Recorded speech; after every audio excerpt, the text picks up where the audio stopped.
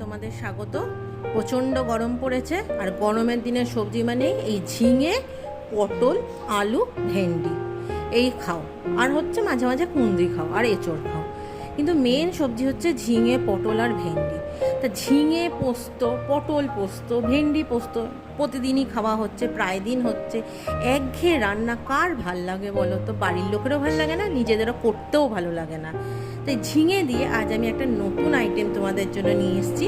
সেটা হচ্ছে বড়ি দিয়ে ঝিঙে আলুর ঝোল, যেটা এই গরমের দিনের খুবই উপাদেয় এবং খুবই স্বাস্থ্যকর একটা পদ। তাহলে চলো শুরু করে দিই আজকের রেসিপি। ঝিঙে, আলু আর বড়ি এই দিয়ে চটজলদি হয়ে যাবে, গরমের দিনে উপাদেয় এবং স্বাস্থ্যকর, এবং রান্নাঘরে আমাদের যাতে কম থাকতে হয় তার জন্য সেই ব্যবস্থা অনুযায়ী করা চটজলদি একটা রান্না। তাহলে চলো শুরু করে দিই ফটাফট। ঝিঙে আলু ঝোল বড়ি, বেশি তেল লাগে না। ঝিঙের তরকারিতে কখনোই কিন্তু বেশি তেল লাগবে না। এখানে আমি 2 চামচ মতো তেল দিলাম। তেলটা গরম হয়ে গেলে আমি এই যে মটর ডালের বড়িগুলো নিয়ে রেখেছি সেগুলোকে ভেজে নেব প্রথমে। আর এখানে আলু, ছোট সাইজের যে আলু হয় সেই আলু আমি এখানে ডুমো ডুমো করে কেটে রেখেছি। একটা আলুকে আমি 8 পিস করেছি, 4 পিস না 8 পিস করেছি। ছোট আলু, সেটাকে আমি কিন্তু 8 পিস করেছি। আর ঝিঙেগুলো মাঝখানটাকে চিড়ে এরকম হাফ হাফ করে নিয়েছি। এবার তেলটা গরম হোক, তারপর আমি প্রথমে বড়িটা ভাজবো। তেল গরম হয়ে গেছে, খুব ভালোভাবে ধোয়া উঠছে। এবার আমি বড়িগুলো দিয়ে দিলাম।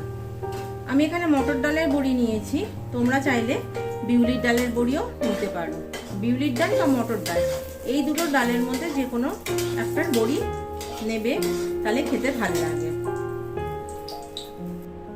বড়িটা তুলে রাখছি।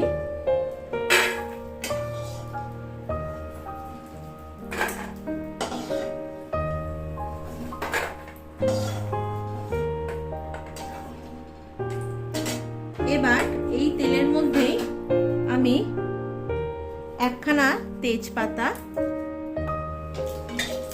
ফোড়ন দিলাম, আর অল্প একটু জিরে, 1 চামচ মতো জিরে, গোটা জিরে, সেটা আমি দিয়ে দিচ্ছি ফোড়নে।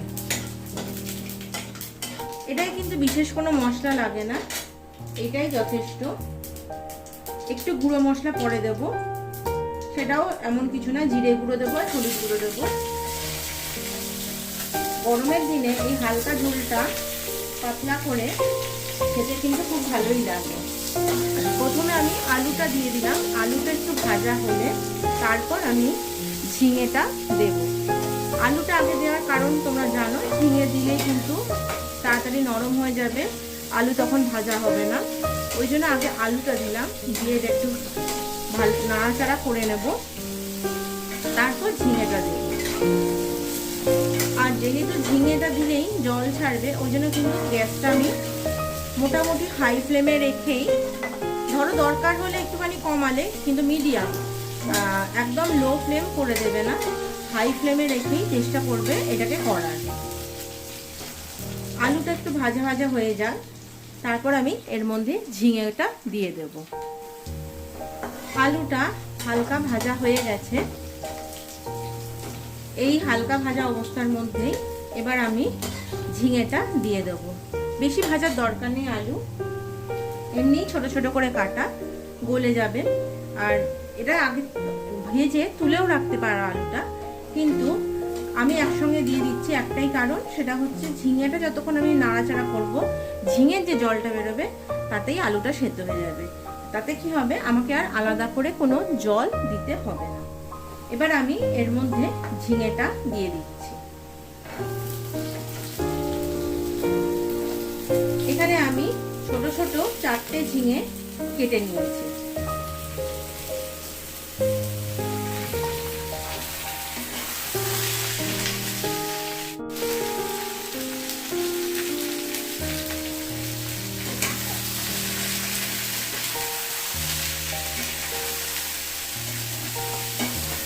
নাড়াচাড়া করব এরকম করে।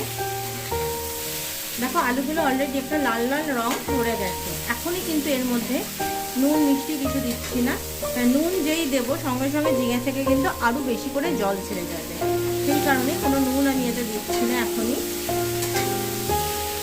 ঝিঙেটা একটু এরকম করে নাড়াচাড়া করব, একটু নরম হয়ে আসে এমনিতেই ঝিঙে। এই দেখো অলরেডি কচি ঝিঙে এখনকার, কোনো পাকা ঝিঙে তো আর নয়, এমনি নরম হয়ে যায়, আরও নরম হয়ে যাবে একটু নাড়াচাড়া করার পর। ঝিঙেটা দেখো অলরেডি অনেকটাই নরম হয়ে গেছে, রংটা দেখলেই বোঝা যাচ্ছে, পেয়ারা দেখেও বোঝা যাচ্ছে। এবার এর মধ্যে আমি আগে হলুদ গুঁড়ো দেবো। ঝিঙের তরকারিতে বেশি হলুদ লাগে না, অল্প একটু হলুদ গুঁড়ো আমি এতে দিয়ে দিলাম। অল্প বলতে 1/4 স্পুন, টিস্পুন, টেবিল স্পুন না, 1/4 টিস্পুন আমি হলুদ গুঁড়ো দিলাম। আর এখানে হাফের থেকে একটু বেশি 1 চা চামচ বা টিস্পুন আমি জিরে গুঁড়ো দিলাম। এই হচ্ছে টোটাল মশলা, এর বেশি কোনো মশলা কিন্তু এতে আর পড়বে না। গরমের দিনে একঘেয়ে ঝিঙে পোস্ত বা ঝিঙে দিয়ে ডাল খেতে খেতে সবারই মুখ পচে গেছে। এই ধরনের হালকা করে ঝিঙের তরকারিটা করলে বা ঝিঙের ঝোলটা করলে খেতে কিন্তু অপূর্ব লাগে। আচ্ছা, আমি এখানে ঝিঙের পরিমাণ অনুযায়ী এখানে আমি নুনটা দিয়ে দিলাম, আর নিজেদের স্বাদ অনুযায়ী নুনটা দিয়ে দিলাম। দিয়ে দেখো অলরেডি জল কাটতে শুরু করেছে, নুন দেওয়ার সঙ্গে সঙ্গে জল কাটতে শুরু করেছে। ঝিঙে তো নরম হয়েই গেছে, আর নাড়াচাড়া করতে করতে আলুও দেখো নরম হয়ে গেছে, আলুও কেটে যাচ্ছে। এবার এর মধ্যে আমি একটুখানি চিনি দিয়ে দেবো। যেহেতু নিরামিষ তরকারি ঝিঙে, আর এমনিও নিরামিষ তরকারিতে একটু মিষ্টি হলে ভালো লাগে খেতে, অল্প একটুখানি মিষ্টি আমি এতে দিয়ে দিলাম। এটা একটু ভালো করে নাড়াচাড়া করব।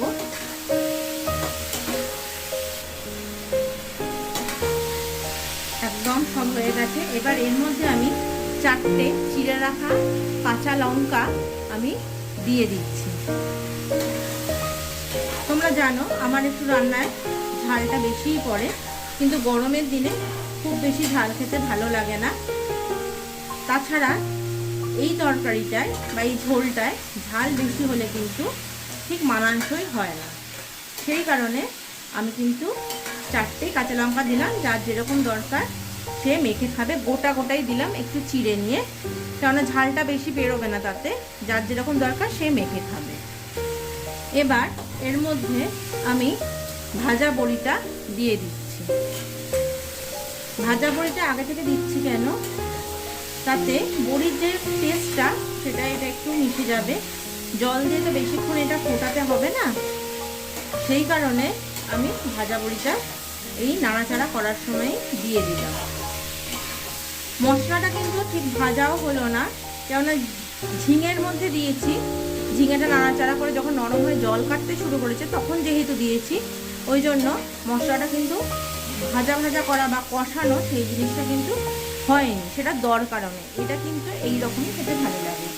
এই যে বড়িটা দিয়ে নাড়াচাড়া করলাম, সব ইনগ্রেডিয়েন্টস আমার দেওয়া হয়ে গেছে, নুন মিষ্টি হলুদ জিরে গুঁড়ো।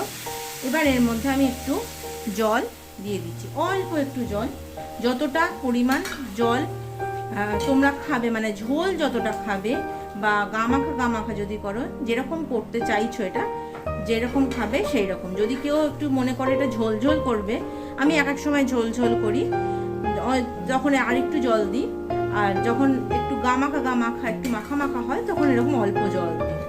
আজকে খুব একটা গামাখা করব, কিন্তু ঝোলটা বেশি করব না, আবার খুব একদম সে মাখা মাখা একদম চচ্চড়ির মতো ওরকমও করব না, একটু টেনে যাবে এটা ফুটতে ফুটতে, আলুগুলো একদম নরম হয়ে একটু ভেঙে ভেঙে যাবে, আর একটু তখন দেখতেও ভালো লাগবে, খেতেও ভালো লাগবে আরও।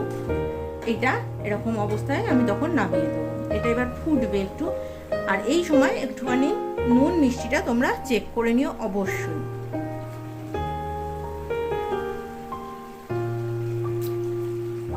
আর নুন মিষ্টিটা কিন্তু সম্পূর্ণ নিজের টেস্টের ওপর নির্ভর করে। তাই কখনোই রান্নায় বলা যায় না যে এত চামচ নুন দেবো, এতটা মিষ্টি দেবো, এটা বলা যায় না। যার যার টেস্টের ওপর নুন, মিষ্টি আর ঝালটা কিন্তু নির্ভর করে। এটা এবার ফুটছে, আমি টেস্ট করে দেখে নিলাম, নুন মিষ্টি একদম ঠিক আছে। এতে আর এখন কিচ্ছু করার দরকার নেই।